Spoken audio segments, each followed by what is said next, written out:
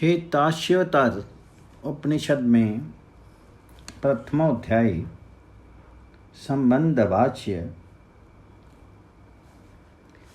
ब्रह्म तत्व के जिज्ञासुओं को सरलता से बोध कराने के लिए ये श्वेताश्वतर उपनिषद की व्याख्या छोटे से ग्रंथ के रूप में आरंभ की जाती है।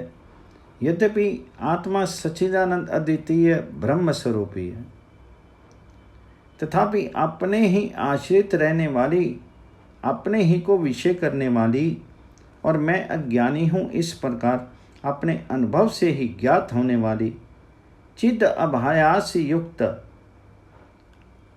अविद्या से उस जीवात्मा के सब प्रकार के स्वाभाविक पुरुषार्थ का अवरोध हो जाने से उसे संपूर्ण अनर्थ की प्राप्ति हुई है और वह अज्ञानवश कल्पना किए हुए ही साधनों से अपनी इष्ट प्राप्ति रूप अपुरुषार्थ को ही पुरुषार्थ मान करके परम पुरुषार्थ रूप मोक्ष पद प्राप्त ना कर सकने के कारण मकर आदि के समान राग आदि दोषों से इधर उधर खींचा जाकर देवता, मनुष्य एवं तिर्यक आदि विभिन्न भेदों से युक्त अनेकों योनियों में विचरता रहता है।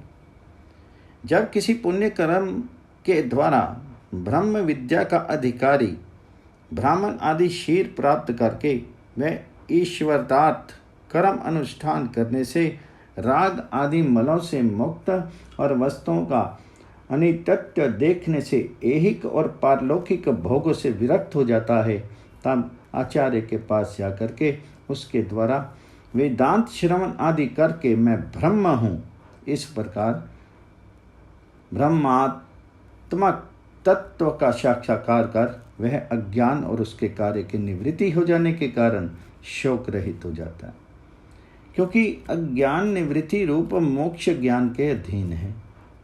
इसलिए ज्ञान ही जिसका प्रयोजन है उस उपनिषद का आरंभ करना उचित है। तब उस ब्रह्मात्म तत्व के ज्ञान से अमृतत्व प्राप्त होता है। उसको जानने वाला इस लोक में अमृत मुक्त हो जाता है। मोक्ष प्राप्ति के लिए कोई दूसरा मार्ग नहीं है। यदि यहाँ उसे ना जाना तो बड़ी भारी हानि है। जो इसे जानते हैं वे अमर हो जाते हैं। यदि पुरुष ये परमात्मा मैं ही हूँ ऐसा जान ले तो वह क्या इच्छा करता हुआ किस काम के लिए शीर के पीछे संतप्त हो। उसे जान लेने पर जीव पाप कर्म से लिप्त नहीं होता, आत्मज्ञानी शोक के पार हो जाता है। उसका अनुभव कर लेने पर मृत्यु के मुख से छूट जाता है। इसे जो बुद्धि रूप गुहा में छिपा हुआ जानता है, हे सौम्य, वह अविद्या रूप ग्रंथि को छिन्न भिन्न कर देता है। उस प्रावर ब्रह्म आदि देवताओं से भी उत्तम परमात्मा का साक्षात्कार कर लेने पर उसके हृदय की ग्रंथि टूट जाती है, सारे संशय कट जाते हैं तथा समस्त कर्म क्षीण हो जाते हैं। जिस प्रकार नदियाँ बहती हुई अपने नाम और रूप को छोड़ करके समुद्र में लीन हो जाती हैं, उसी प्रकार विद्वान नाम और रूप से मुक्त होकर के पर से भी पर दिव्य पुरुष को प्राप्त हो जाता है। वह जो कि उस पर ब्रह्म को जानता है ब्रह्म ही हो जाता है। हे सौम्य, जो भी उस छायाहीन अशरीर अलोहित शुद्ध अक्षर ब्रह्म को जानता है वह सर्वज्ञ हो जाता है। वह सब कुछ जानता है। उस जानने योग्य पुरुष को जान करके जिससे मृत्यु तुझे व्यथित ना करे, उस अवस्था में एकत्व देखने वाले पुरुष को क्या मोह और क्या शोक हो सकता है। ज्ञान से अमृतत्व को प्राप्त होता है। बुद्धिमान लोग उसे समस्त प्राणियों में उपलब्ध कर मृत्यु के पश्चात इस लोक से जाकर के अमर हो जाते हैं।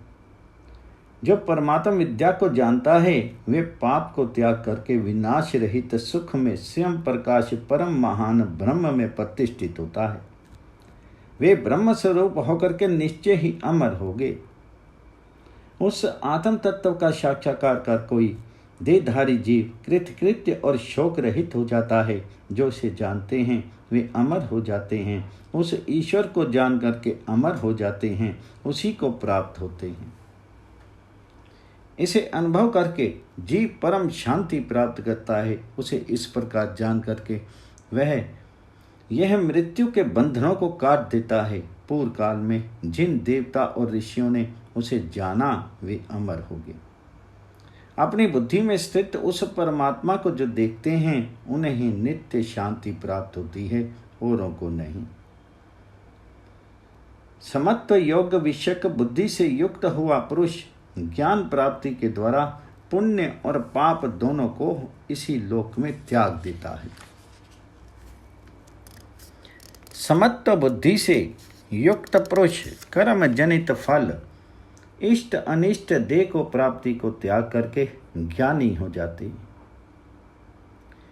ज्ञानी होकर के जीते जी जन्म बंधन से मुक्त होकर के समस्त उपद्रवों से रहित मोक्ष नामक परम पद प्राप्त करते हैं। तो ज्ञान रूप नौका के द्वारा ही संपूर्ण पापों के पार हो जाएगा।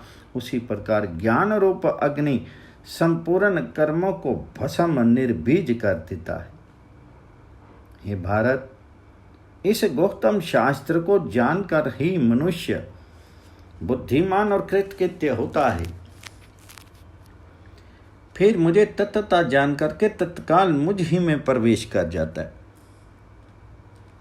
इन सब साधनों में आत्मज्ञान ही उत्कृष्ट माना गया है तथा संपूर्ण विद्याओं में भी वही सबसे बढ़कर है, क्योंकि उससे अमृतत्व की प्राप्ति होती है। इसे प्राप्त कर लेने पर ही द्विज कृतकृत्य होता है, अन्य किसी प्रकार नहीं।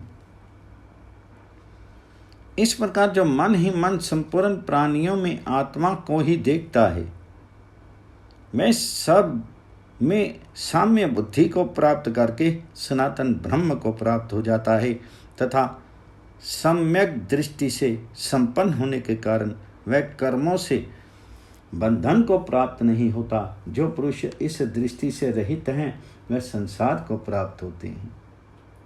जीव कर्म से बनता है और ज्ञान से मुक्त होता है।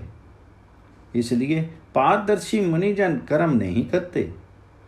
श्रीमद् बुद्धि प्राचीन आचार्यों ने ज्ञान को ही मोक्ष का साधन बतलाया है। अतः शुद्ध ज्ञान से जीव संपूर्ण पापों से मुक्त हो जाता है। इस प्रकार मृत्यु को अवश्य होने वाली जान करके विद्वान ज्ञान के द्वारा नित्य तेज स्वरूप ब्रह्म को प्राप्त होता है।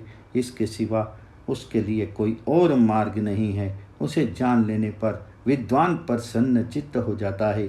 परमात्मा के ज्ञान से जीव को अत्यंत की शुद्धि मानी गई है। योग साधना के द्वारा आत्मा का साक्षात्कार करना यही परम धर्म है। आत्मज्ञानी शोक से पार होकर के मृत्यु मरण अथवा किसी अन्य कारण से होने वाले भय इनमें से किसी से भी नहीं डरता।